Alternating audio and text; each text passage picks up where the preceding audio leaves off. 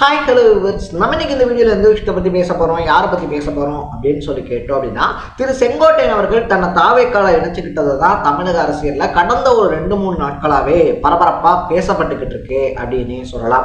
ஒரு வழியாக பார்த்தோம் அப்படின்னா அப்ப இணைறாரு இப்ப இணைறாரு அப்படி இப்படின்னு சொல்லலாம். இன்னைக்கு காலையில் தாவேக்கால தன்னை இணைச்சிருக்காரு திரு செங்கோட்டையன் அவர்கள் அப்படின்னு தான் சொல்லணும். அவருக்கு பார்த்தோம் அப்படின்னா தாவேக்கா தமிழக வெற்றி கழகத்தினுடைய பொதுச் செயலாளராக இருக்க என் ஆனந்த் இருக்கார் இல்லையா, புஷி ஆனந்த் இருக்கார் இல்லையா, அவருக்கு நிகரான பதவி அப்படின்றது கொடுக்கப்பட்டிருக்கு அப்படின்னு சொல்லலாம். ஸோ மாநில நிர்வாக குழுவினுடைய தலைமை ஒருங்கிணைப்பாளர் பதவி அப்படின்றது கொடுக்கப்பட்டிருக்கு. சமீபத்தில் பார்த்தோம் அப்படின்னா விஜய் அவருடைய நேரடி கண்காணிப்பில் ஒரு 28 பேர் கொண்ட குழு அப்படின்றத அமைச்சிருந்தாங்க. அந்த குழு தான் நீ தாவேக்காவை அடுத்த கட்டத்துக்கு கொண்டு போகும் அப்படின்னு சொல்லிட்டு, ஸோ அந்த குழுவினுடைய தலைமை ஒருங்கிணைப்பாளர் பணி அப்படின்றது கொடுக்கப்பட்டு இனி தனக்கு உறுதுணையா செங்கோட்டையன் அவர்கள் செயல்படுவாரு அப்படின்னு சொல்லிட்டு பார்த்தோம்னா விஜய் அனௌன்ஸ் பண்ணியிருக்காரு அப்படின்னு சொல்லலாம். அது மட்டும் இல்லாம நீலகிரி, ஈரோடு, திருப்பூர் அதை தாண்டி பார்த்தோம் அப்படின்னா கோயம்புத்தூர் மாவட்டம் இருக்கு இல்லையா, இந்த மாவட்டங்களுக்கெல்லாம் அமைப்பு செயலாளராகவும் செங்கோட்டையன் அவர்கள் செயல்படுவார் அப்படின்ற செய்தி வந்துருச்சு. ஸோ இப்போ எல்லாருடைய பார்வையும் பார்த்தோம் அப்படின்னா கொங்கு மண்டலத்தின் பக்கமாக திரும்பி இருக்கு அப்படின்னே சொல்லலாம். ஏன்னா ஆல்ரெடியா பார்த்தோம் அப்படின்னா கொங்கு மண்டலத்தில் கடுமையான போட்டி அப்படின்றது போய்கிட்டு இருக்கு. ஒரு பக்கம் செந்தில் பாலாஜி அவர்களுக்கும், இன்னொரு பக்கத்தில் எஸ்பி வேலுமணி அவர்களுக்கும். ஸோ அப்படி இருக்கும்போது செங்கோட்டையன் அவர்கள் தாவேக்காக களமிறங்குறதுனால கொங்கு மண்டலம் யாருக்கு அப்படின்ற கேள்விதான் எழும்பி இருக்கு. ஸோ உண்மையாவே கொங்கு மண்டலம் யாருக்கு, கொங்கு மண்டலத்தில் இருக்கக்கூடிய பிரச்சனைகள்லாம் என்ன, அதை தாண்டி இந்த 3 பேர்ல யாருடைய ஆதிக்கம் அதிகரிக்கிறதுக்கான வாய்ப்பு இருக்குன்னு சொல்லி தான் நம்ம பேச போறோம். அதுக்கு முன்னாடி நம்ம சேனலுக்கு நீங்க புதுசா வந்திருந்தீங்க அப்படின்னா இதே மாதிரி அப்பப்ப அப்டேட்டா போயிட்டு இருக்க விஷயங்கள், அது கரண்ட் அஃபேர்ஸா இருந்தாலும் சரி, பாலிடிக்ஸா இருந்தாலும் சரி, ஸ்போர்ட்ஸா இருந்தாலும் சரி, அப்பப்போ அப்டேட்டாக போயிட்டு இருக்க விஷயங்களை நீங்கள் தொடர்ந்து தெரிஞ்சுக்கணும் அப்படின்னு ஆசைப்பட்டீங்கன்னா மறக்காம சேனலை ஃபாலோ பண்ணி சப்ஸ்கிரைப் பண்ணிக்கோங்க. ஸோ இந்த தம்ப்நெயிலை கிரியேட் பண்ணும்போதே பார்த்தோம் அப்படின்னா எக்கச்சக்கமான ஒரு எக்ஸ்பெக்டேஷனோட தான் நானே கிரியேட் பண்ணேன் அப்படின்னே சொல்லலாம். ஏன்னா நம்ம மேலே சொன்ன இந்த கொங்கு மண்டலம் அப்படின்றது இருக்கு இல்லையா, கோவை, நீலகிரி, சேலம், கோயம்புத்தூர், அதுக்கப்புறமா திருப்பூர் அப்படின்னு சொல்லிட்டு இந்த கொங்கு மண்டலத்தில் மட்டும் கிட்டத்தட்ட 68 தொகுதிகள் அப்படின்றது இருக்கு. அந்த 68 தொகுதிகளில் பார்த்தோம்னா லாஸ்ட் எலெக்ஷன் படி 44 தொகுதிகளில் அதிமுகவும் 24 தொகுதிகளில் திமுகவும் ஜெயிச்சிருந்தாங்க அப்படின்னு தான் சொல்லணும். அதுக்கப்புறமா தான் பார்த்தோம் அப்படின்னா செங்கோட்டையன் அவர்கள் திமுகல இருந்து கோயம்புத்தூர் இருக்கு இல்லையா, கொங்கு மண்டலம், அதை எப்படியாவது பிடிச்சே ஆகணும்னு சொல்லிட்டு பம்பரமா சுத்தினாரு அப்படின்னு தான் சொன்னோம். அதுக்கப்புறமா நடந்த உள்ளாட்சி தேர்தல் இருக்கு இல்லையா, உள்ளாட்சி தேர்தலில் ரிசல்ட் திமுக பக்கமா கொஞ்சம் சாஞ்சிருந்துச்சு அப்படின்னு சொல்லலாம். இப்படி இருக்கும்போது இந்த டைம் பார்த்தோம்னா 68 தொகுதியில குறைஞ்சது 40 தொகுதியாவது நம்ம பிடிச்சாகணும் அப்படின்னு சொல்லிட்டு திமுகவும், திமுகக்காக செந்தில் பாலாஜி அவர்களும் பார்த்தோம்னா ரொம்ப பம்பரமா வேலை பார்த்துக்கிட்டு இருக்காங்க அப்படின்னு சொல்லலாம். அதை மனசுல வச்சுதான் கொங்கு மண்டலத்துல அடுத்த அடி அப்படின்றத திமுக ரொம்ப ஸ்ட்ராங்கா எடுத்து வச்சுக்கிட்டு இருக்கு. கரூர்ல முப்பெரும் விழாவை நடத்தினதா இருந்தாலும் சரி, இல்ல ரீசெண்டா பார்த்தோம் அப்படின்னா வீரன் பொல்லான் அவர்களுடைய சிலை இருக்கு இல்லையா, அதை திறந்ததா இருந்தாலும் சரி, இதெல்லாம் பார்த்தோம் அப்படின்னா அங்க இருக்கக்கூடிய சமுதாய ஓட்டுகளை குறி வச்சு பண்ணப்பட்ட விஷயங்கள் தான் அப்படின்னே சொல்லலாம். சோ செந்தில் பாலாஜி அவர்களுக்கு கொடுக்கப்பட்டிருக்கக்கூடிய அசைன்மெண்ட்டே கொங்கு மண்டலத்துல திமுகவினுடைய கொடி பறக்கணும் அப்படின்றதுதான்.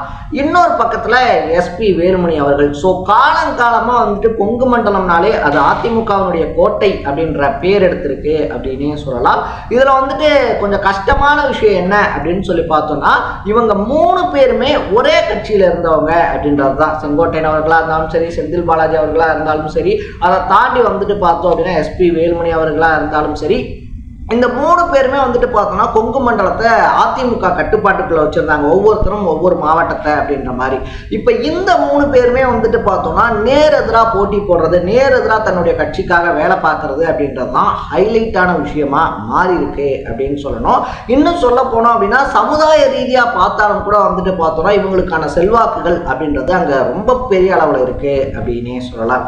ஃபர்ஸ்ட் ஆஃப் ஆல் கொங்கு மண்டலம் யாருக்கு அப்படின்னும் போது இப்ப என்னதான் அண்ணன் திரு எஸ்பி வேலுமணி அவர்களுடைய கைகளில் இருந்தாலும் கூட வர்ற 26 எலெக்ஷன்ல யாருக்கு அப்படின்றதுதான் நம்ம கேள்வின்றதுனால திமுக அதிகப்படியான இடங்களை வெல்றதுக்கான வாய்ப்பு இருக்கு அப்படின்னு தான் சொல்றாங்க.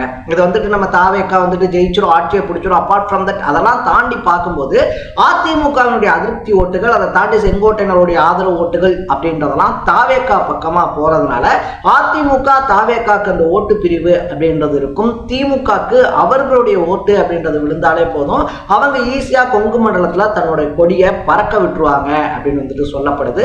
இதுக்காக தான் இரவு பகலா மாஸ்டர் மைண்டோட வேலை பார்த்துக்கிட்டு இருக்காரு செந்தில் பாலாஜி அப்படின்னு திமுக தரப்பு சொல்றாங்க. இன்னொரு பக்கத்துல வந்துட்டு பார்த்தோம் அப்படின்னா அப்படிலாம் கிடையாதுங்க. செந்தில் பாலாஜி அவர்கள் என்னதான் தலைகீழா நின்னாலும் கூட கொங்கு மண்டலத்துல அவரால் எஸ்பி வேலுமணி இருக்கார் இல்லையா, அவர் எதுவுமே பண்ண முடியாது, அது அண்ணனுடைய கோட்டை அப்படின்னு வந்துட்டு சொல்றாங்க. அந்த அளவுக்கு வந்துட்டு பார்த்தோம்னா ஒரு பாரம்பரிய அரசியல் கொங்கு மண்டலத்துல தனக்குன்னு ஒரு செல்வாக்க வச்சிருக்காரு எஸ்பி வேலுமணி அவர்கள். ஸோ இந்த ரெண்டு பேர்த்தையும் தாண்டி இப்ப அரசியல் பண்ண வேண்டிய சுச்சுவேஷனுக்கு தள்ளப்பட்டிருக்கார் திரு செங்கோட்டையன் அவர்கள் அப்படின்னே சொல்லலாம்.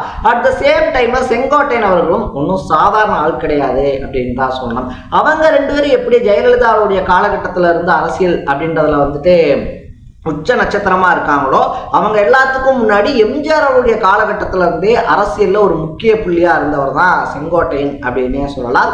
எங்க குறிப்பாத்து அடிச்சா எங்க விழுகும் அப்படின்றது அவங்க ரெண்டு பேரை கம்பேர் பண்ணும்போது செங்கோட்டையன் அவர்களுக்கு ஒரு படி நல்லாவே தெரியும். அது மட்டும் இல்லாம வந்துட்டு பார்த்தோம் அப்படின்னா அவர் சார்ந்த சமூகம் அப்படின்றதும் அவருக்கு ரொம்ப பெரிய பிளஸ் பாயிண்டா இருக்கு அப்படின்றதுனால வரக்கூடிய எலெக்ஷன்ல கண்டிப்பா அட்லீஸ்ட் ஈரோட சார்ந்த தொகுதிகள் இருக்கு இல்லையா, அங்க ஒரு ரொம்ப பெரிய ரோல் அப்படின்றத தாவே காக்காக செங்கோட்டையன் அவர்கள் நிச்சயமா நிகழ்த்தி காட்டுவார். ஏன்னா இது வந்துட்டு பிரஸ்டீஜ் ப்ராப்ளம். கண்டிப்பா எடப்பாடி பழனிசாமியை தோக்கடிச்சே ஆகணும், தோக்கடிச்சு தான் யாரு அப்படின்றத நிரூபிச்சே ஆகணும். எடப்பாடி பழனிசாமி அவர்கள் முன்னாடி தான் நின்று ஆகணும் அப்படின்னா செங்கோட்டையன் அவர்கள் அதை செஞ்சே ஆகணும் அப்படின்னே சொல்லலாம். ஸோ உங்களுடைய பார்வையில கொங்கு மண்டலம் யாருக்கா இருக்கிறதுக்கான வாய்ப்பு இருக்கு? என்னுடைய பார்வையில செந்தில் பாலாஜி அவர்களுக்கு இந்த டைம் கொங்கு மண்டலம் சாத்தியமாகிறதுக்கான வாய்ப்புகள் இருக்கு அப்படின்னு தோணுது. அதுக்கு முக்கியமான காரணம் அதிமுகவினுடைய அதிருப்தி ஓட்டுகள் தாவேக்காக்கு போறதுதான். இல்லப்பா நீ சொல்றது தப்பு, இவருக்கு தான் கொங்கு மண்டலம் அப்படின்னா அது ஏன் அப்படின்ற காரணத்தோட கமெண்ட்ல போட்டுக்கங்க. நானும் நம்ம ஃபாலோவர்ஸும் சேர்ந்து தெரிஞ்சுக்கிறோம். நாளைக்கு இதே மாதிரி இன்னொரு இன்ட்ரெஸ்டிங்கான வீடியோட சந்திக்கலாம். தட பை பை.